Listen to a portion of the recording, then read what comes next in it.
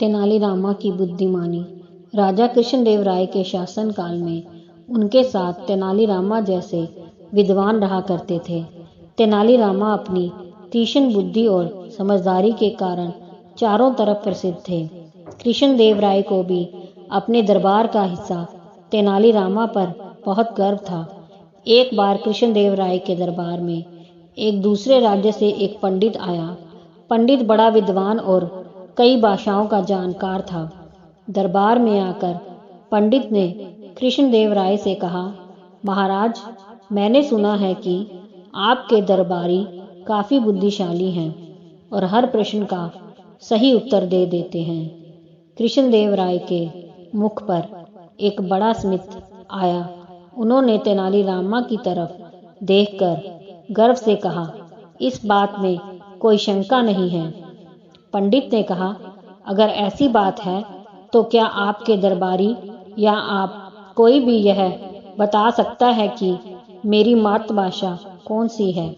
इतना कहकर पंडित ने अलग अलग प्रांतीय भाषाओं में कुछ बोलना शुरू किया। उन्होंने मराठी, गुजराती, हिंदी, तेलुगु, तमिल, बंगाली ऐसी कई भाषाओं में बात की। कृष्णदेव राय और सभी दरबारी यह देखकर हैरान थे कि वह जिस भी भाषा में बोलते थे, इस तरह से बोलते थे जैसे लगता था कि वही उनकी मातृभाषा है।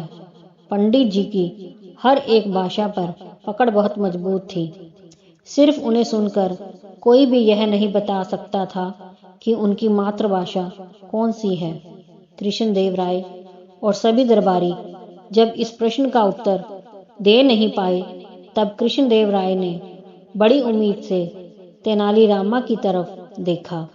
तेनालीरामा ने कहा, मुझे कुछ दिनों की मोहलत दे दीजिए, मैं इस प्रश्न का उत्तर जरूर दे दूंगा। तब तक आप पंडित जी को हमारे राज्य में अतिथि की तरह रहने का आमंत्रण दीजिए और मेरी इच्छा है कि मैं इतने विद्वान पंडित जी की कुछ दिनों तक सेवा करूं।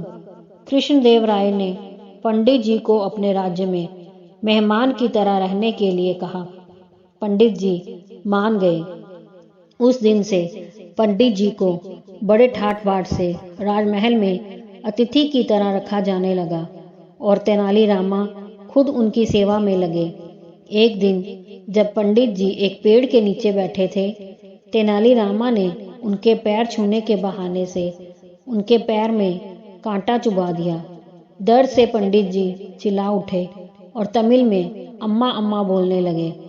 2-3 दिनों बाद जब फिर से सभा आरंभ हुई तो पंडित जी ने कहा, अब तो कई दिन बीत चुके हैं, क्या आप में से कोई मेरे सवाल का जवाब दे पाएगा या नहीं?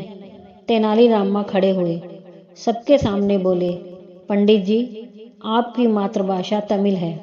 इससे पहले कि कोई कुछ बोलता, पंडित जी खुद ही ताली बजाने लगे और तेनालीरामा को शाबाशी देते हुए कहा कि तुम बहुत बुद्धिमान हो। मुझे बताओ कि तुम्हें कैसे पता चला कि मेरी मातृभाषा तमिल है, कोई और नहीं? तेनालीरामा ने कहा, बड़ा आसान था पंडित जी। जिस दिन मैंने आपके पैर में कांटा चुभाया था, तब आपके मुंह से जो शब्द निकले थे वह तमिल में थे।